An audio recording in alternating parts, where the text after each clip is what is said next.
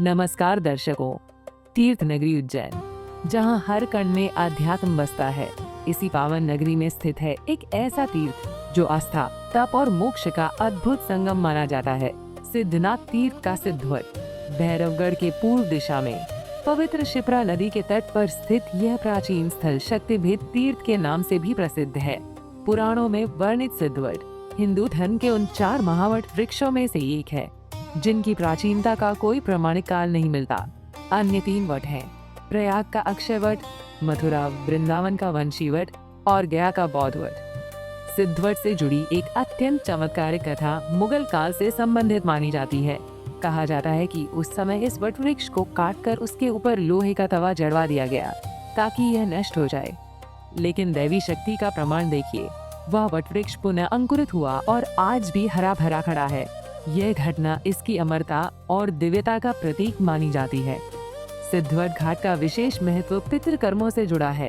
यही पितरों के लिए श्राद्ध, पिंडदान और मोक्ष कर्म किए जाते हैं।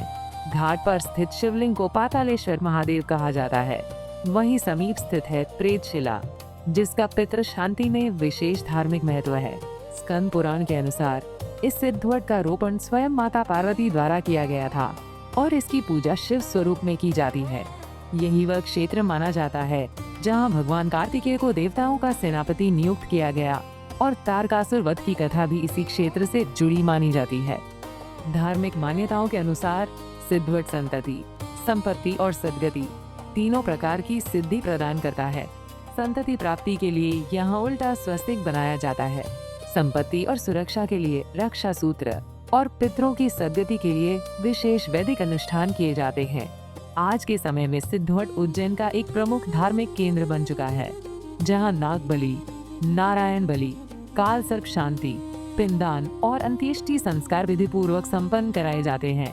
देश ही नहीं बल्कि विदेशों से भी श्रद्धालु यहां मोक्ष, शांति और कल्याण की कामना लेकर पहुंचते हैं। मंदिर है यह मध्य प्रदेश के उज्जैन में स्थित भैरवगढ़ क्षेत्र में माता पार्वती जी द्वारा लगाया गया वटवृक्ष है।